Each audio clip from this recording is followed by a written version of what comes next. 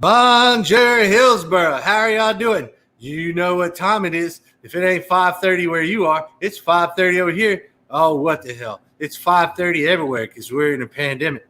And I know what you must be thinking of right now, and that's what's for dinner. Well, let me tell you, if you're going over to Antonia's, they've got some serious crazy crab cakes on today, for real. The dude, if you listen to Thursday's episode where you have Brian on, the crab cakes were just baller. They're gluten-free because there's no filling. He's serving those with basmati rice and some asparagus with your choice of cheesecake or Italian cream cake. All that fun can be had for $64, and they're selling half-price growlers. Radius is closed today, so they don't have anything on special, but they're taking orders for family orders for all week, and we're going to have Kate on next Tuesday, so look forward to that. Normally, though, speaking of Monday, which is what day it is today, we're normally off. But since time is a flat circle, all right, Lana's going to make a drink for you here. So let me step out the way and turn it over to the boss. So today's cocktail is the Cosmopolitan. So typically you'll find a citrus-flavored vodka. We don't have citrus-flavored vodka, so I'm just going to use fresh squeezed lime juice and regular vodka. And I'm going to use the extra flavor of the dry curacao instead of like triple sec or something. So, we all know the drill. You got a shaker. I already put ice in it here. And as per the rule here at Yonder, we're going to start with 2 ounces of booze. Give you the full shot. I'm going to go winging it. About 3/4 of an ounce of the dry curacao. And then you have 3 more ingredients. You got fresh lime juice, you got a little bit of simple syrup, a little sugar, and you've got cranberry juice. So I'm going to do about a 1/2 ounce of each of those ingredients. It's, everybody's taste is different. You might like it sweeter. You might like it tartar. You might like it, depending on how you like it. You can add those ingredients to whatever portions you think work. And I say I'm doing a 1/2 ounce of lime juice. What I'm basically doing is I'm squeezing a 1/2 lime, and whatever that equals is what we're using. There we go. Everything's in the shaker. This is for Meg Poe.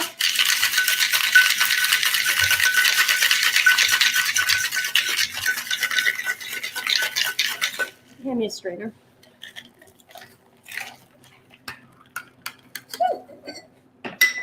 And a pre-chilled stem glass.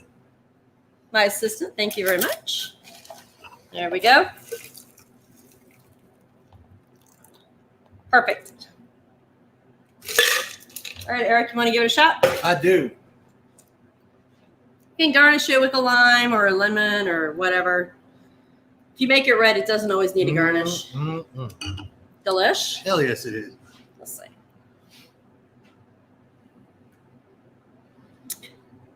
Oh, yeah, that's good. It could actually use a little more lime. It's tasty as hell myself. But there you go. Cosmopolitan. Y'all got your Cosmopolitans ready? Hey, speaking of Cosmopolitan, we have something really, really fancy in store for you today. And that's our next guest, Monday's guest tonight, who is Mr. J.G. Hetherton. Grant, how are you doing?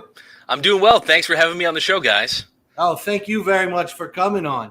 You've got a real Johnny Carson, Ed McMahon vibe. Hey. Yeah. Well, I had you pegged more as Ed McMahon, honestly. I think Lana's the Johnny Carson.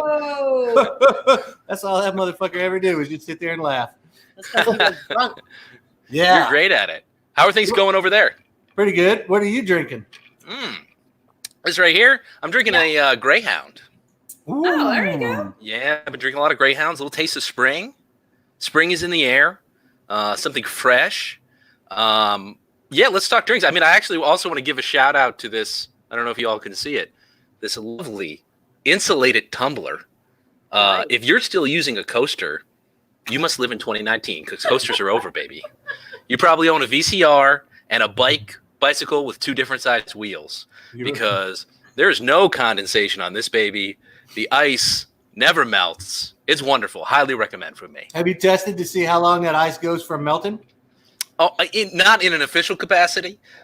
In an unofficial capacity, never. It never melts. Nice. It actually kind of threw off. I don't know when you guys are mixing drinks. Sometimes I count on giving it a few minutes to breathe. Just let that ice kind of simmer down into the drink a little bit and take the edge off. Doesn't work. Not with this baby. Oh. What's that called again? This insulated tumbler? Yes. I have no idea what the brand is. These were a gift.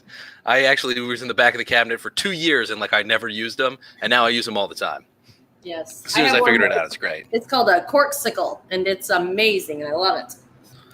I love it. You can put, it holds 500 milliliters, so you can put, 2 big glasses of wine up in there. As long as you chill it first, it'll stay cold all day long on the beach. Oh, it sounds great. Or for however many hours. I know everyone's got these water bottles. I'm into it. Lana, you're right. We need more booze bottles. Yeah, absolutely. Water.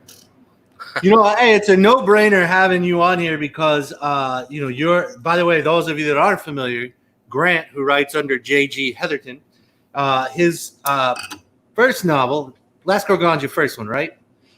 What are you talking about? Last Girl Gone, that's your first novel, right? What? I wrote a book? Yeah. I don't think that's... There she goes. There it is. There she goes. And much It's called Last Girl Gone. There it is. Gone Girl. It's Last Girl Gone. That's true. That thing is set in Hillsborough, North Carolina. And the very first scene is set in a very familiar Hillsborough landmark, Occoneechee Speedway. And these days, with all of when the trails were shut, the state park trails were shut down, the Occoneechee Speedway was quite a popular venue. Why don't you tell everybody about the book? What's the book about? It is about a disgraced journalist named Laura Chambers, who, by virtue of her own impulsivity and temper, has had her career at a major daily newspaper, the Boston Globe, implode. And she's kind of left without anywhere to go. And so she washes up in the hometown that she hates. And that's Hillsborough. Wow. Way to endear yourself to the locals there, Grant. Well, I would say to the locals who are watching right now, I think you and I both know, we're in the know, that Hillsborough is a lovely little town. But I took lovely little Hillsborough and I twisted it, I perverted it to make it the sort of suspenseful, sinister setting that I think infuses a good mystery. And so when the body of a young girl is discovered outside of town, Laura sees that not just as the tragedy that it is, but she sees it as something bigger. She sees it as her ticket out. And I did have the original idea for this book. Walking my dog at the Occoneechee Speedway, walking in a circle kind of quarter mile after quarter mile, and wrote an opening that is set there. And at the time, it was set for historical purposes at the end of the Occoneechee Speedway's tenure, which was in the 1960s. Later on, I kind of changed the timeline a little bit and had to create a little bit of a show race that they would put on to kind of, it had been no longer in operation at that time. If it's okay with you guys, I thought I would maybe just read a tiny little bit from that first opening prologue. Would that be all right? Perfect. That's perfect. And this is at the Occoneechee Speedway. And if you've read the flap to this book, you know that there's going to be a young girl who goes missing. But when you open up to the prologue, we're following along. And we end up here. This is the end of that prologue. A click and the car's lights were gone, but her night vision was ruined. She saw nothing but blackness, heard a rustle and the click of a lighter. For a second, she could make out a sharp chin and the end of a hooked nose, but the rest of the man's face remained hidden behind his hat as he craned his neck down toward the flame. Then the lighter went out and he was gone again. The red cherry of his cigarette floated in space, rhythmically glowing and fading, pulsing like the tides. Does your mama know you're out here all alone? At the mention of her mother, Patty looked down and started toeing the dirt with one shoe. Does she? He asked again. This time there was an edge in his voice. No, sir, she said. You get in this car right now, and maybe I won't tell your mama where I found you. She looked up, eyes searching the dark space that housed the voice. A bit of hope straightened her shoulders. You promise, mister? You promise you won't tell? I won't tell if you won't, Patty. And then he laughed. The laugh surprised her. It was an octave higher than his voice, and it had a musical quality, almost girlish. She liked the sound of it. Hearing his laugh made the decision much easier. Besides, what other choice did she have? The car seat was smooth brown leather, redolent of whiskey and smoke and some kind of perfume. She sank deep into it and still couldn't make out his face in the darkness. Do you have to take me home right away? She asked. He weighed this, as though considering doing her a favor. If you want, he said finally, I could take you somewhere else. She nodded happily, and he started the engine. And that's the end of that little section right there. Nice. And it's not a comedy. Brilliant.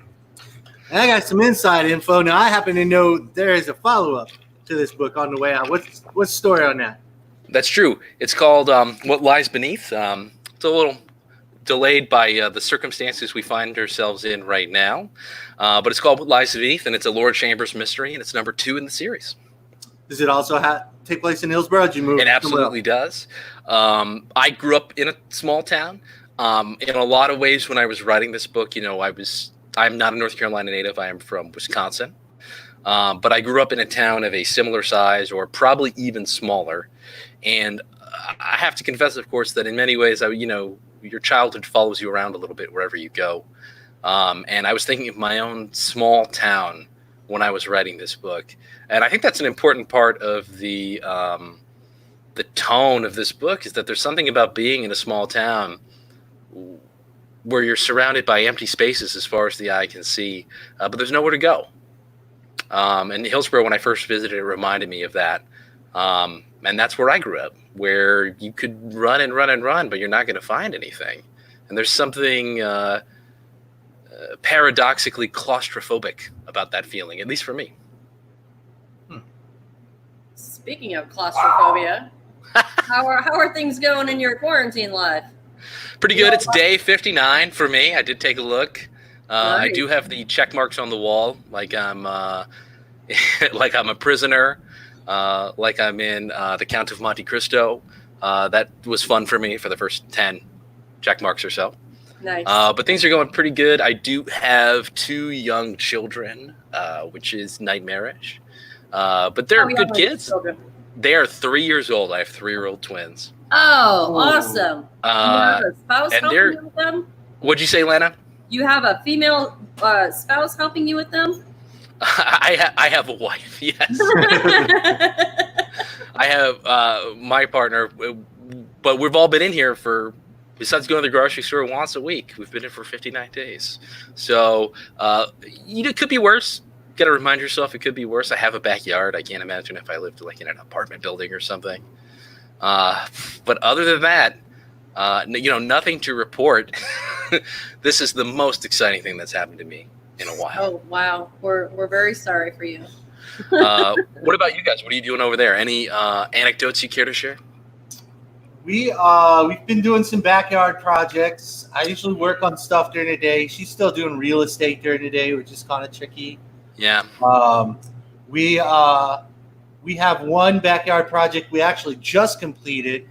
I wish I had a picture of it. I'll bring a picture so I can put it up before. We read that when Hemingway was in quarantine, speaking of quarantined writers, he quarantined with both his wife and his mistress.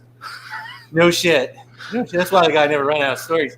But he blew it. He didn't get a mistress before quarantine, so it's just him and I. You had your chance, Eric.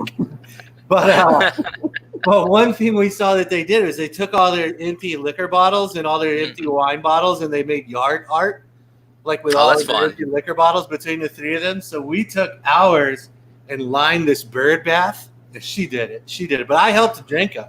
Without my drinking, there's no way. There are at least 4 whiskey bottles out there that have contributed amongst the 20 or so wine bottles that I have contributed. So somebody has to empty the bottles. Without me, those bottles would be full. You're the keystone of this whole operation. I've always said that. Absolutely. Yes. Absolutely.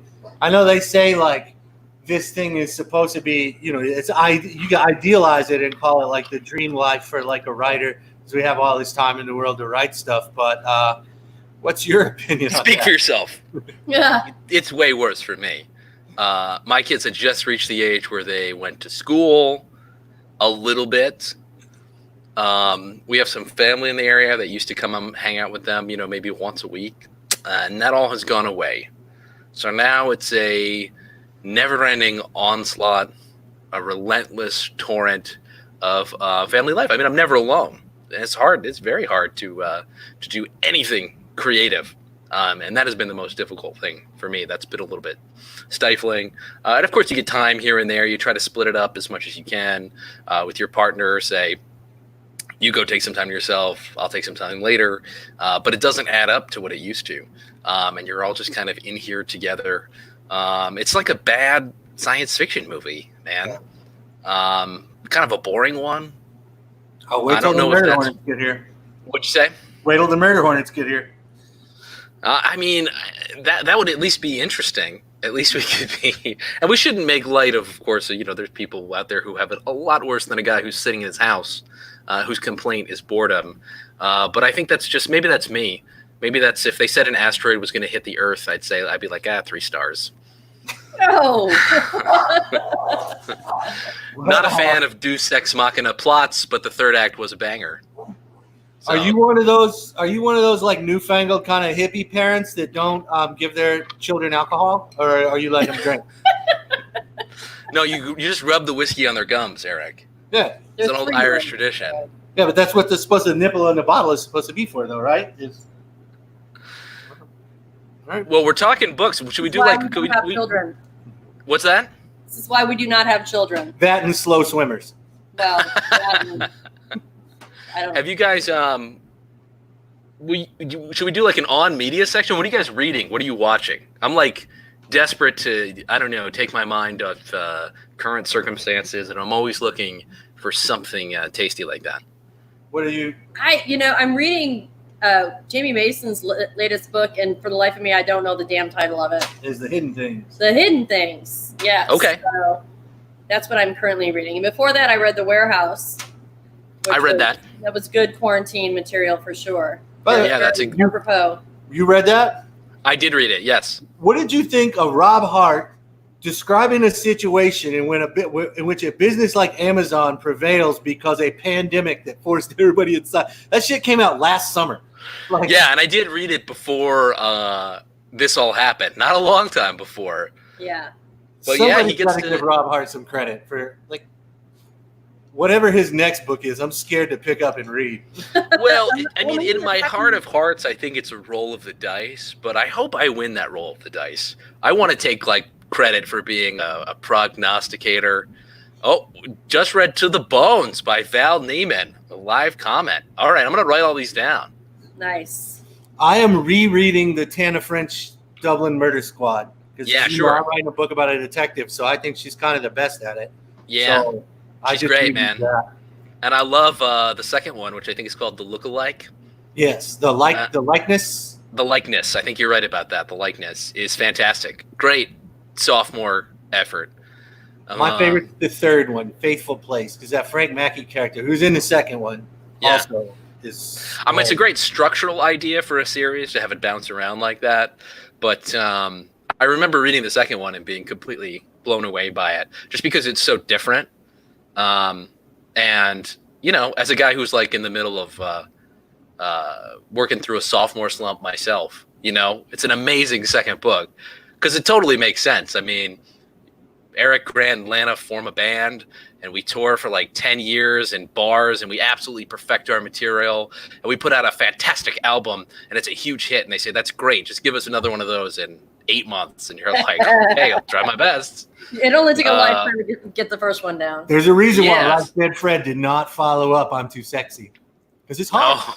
Oh. It's hard. It is hard. So I remember reading The Likeness and thinking, wow, amazing sophomore effort. This Sarah Phelps adaptation on television just came out. I did not. Maybe 6 months ago. I remember seeing that it existed, but I didn't get a chance to watch it. It's good for a watch because they merge Into the Woods and The Likeness together for one season. It's kind of weird, but still, as I read those books, I just keep trying to picture an adaptation. So there it is. There's one. Yeah, she's wonderful. She makes me think of You ever read any Val McDermid? Nuh-uh. Like A Wire in the Blood, that kind of thing? Highly recommend. She's Scottish, I think, and writes some amazing procedurals. And she reminds me of a younger, Val McDermid. I think Tana French is Irish. Is that right? She's American that repatriated to Ireland earlier in her life. So yeah, but that's absolutely love her. What am I reading? But doing a lot of sci-fi. Do you think that's because of this? Could be. Maybe. Yeah. Like what kind of sci-fi? I read back-to-back. I have a good back-to-back combination. I read Man in the Maze, which is a Robert Silverberg book, and was absolutely blown away by the 50s misogyny. It was insane. Every woman is like in a bikini. Why are you shocked by any of this? I'm sorry. Because I should have looked at the date of publication, and I think I'm given to understand a lot of Robert Silverberg is kind of in this vein. But yeah, it's nuts. When you read it, it's like reading it all. I mean, it's crazy to read. And then I followed that up with, to balance it out, I read The Power by Naomi Alderman. Have you read this book? Uh-uh. It's good. I think it's from 2018. Maybe it's from 2019. I'm not sure. All over the world, young girls, it starts with young girls, start developing a latent biological ability that's a little bit akin to an electric eel. It's this new organ that twists around your collarbone called a skein, where you can either shoot like electricity right out of your hands, or certainly when you're touching someone, you're like a human taser. Dude, And only women get it, not men, though. And it sort of upends the, it's a little bit of a social parable, like good sci-fi is, but it sort of upends the power structure between the genders, because now it's definitely the other gender is physically stronger in every way that kind of matters. Well, and it's good. I thought it was very well executed. My physical, she's already stronger. So you're making some sourdough bread with the rest of the world out there? No, what is with the sourdough bread thing? What is that? I don't get it. Well, you make your own yeast. Eric wants to grow a yeast tree. We don't have a yeast tree, but you make your own yeast and you make your own starter, and you just keep perpetuating it over and over and over and over again. You only take away a little, you leave a little behind, and you just have a never-ending supply of bread starter. Yeah. But people love it. It's everywhere. Yeah.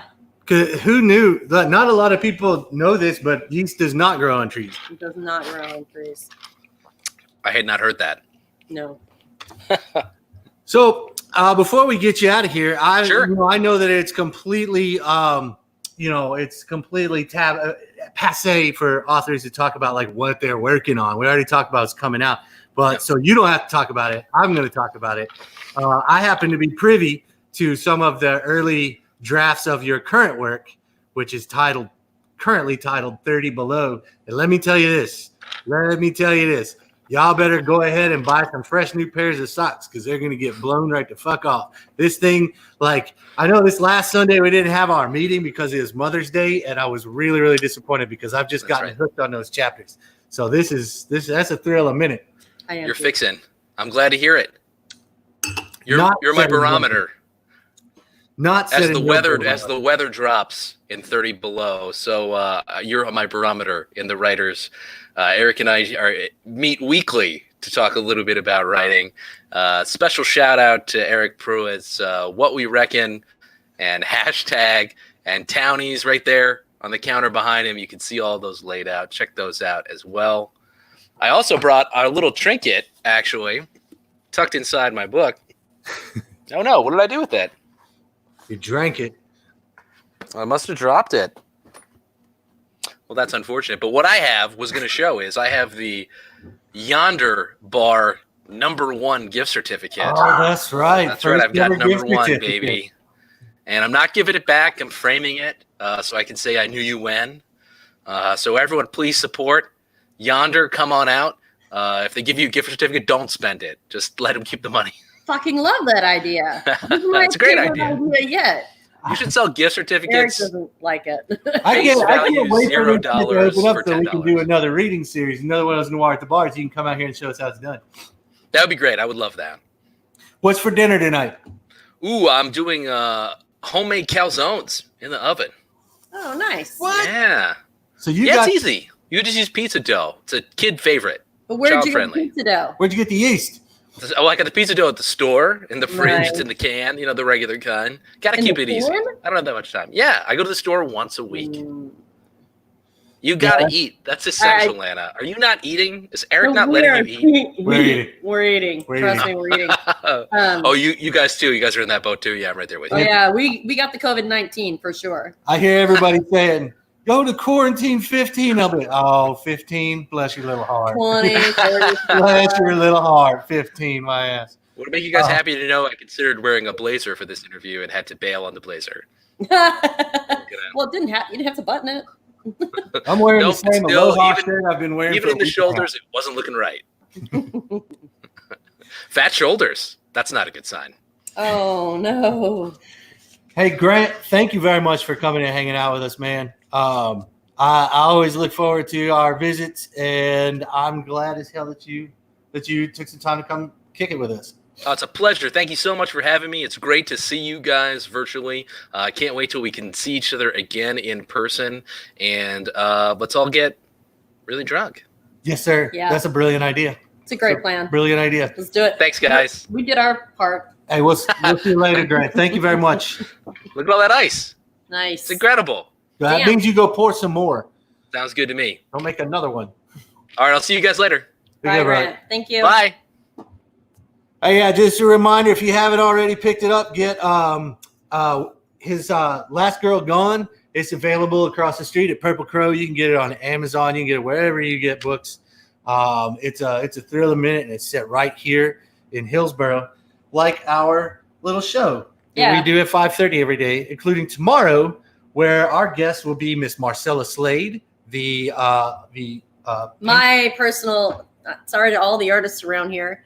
I know so many of you, and I love so many of you, but Marcella's my favorite. Marcella's pretty hot shit. We'll also be joined on Wednesday by Jeremy Curry, who is managing the Restore up the street. And I'm sure a lot of you have questions for him. That's been a hot topic lately. Thursday, we have Meg Poe, the yoga instructor here in town, and she's already promised to break out some activities. Did y'all hear that little lilt in his Meg Poe when he said that? And Friday, we have Elise Tyler from down there at the Colonial Inn. Bet you I'll have a lot of questions for her, too. So y'all please come hang out with us. Come have some drinks, and we'll see y'all at 5:30. You got anything? I think that's it. Party? All right. Ciao. Y'all have a good dinner. End? Are you sure you want to end?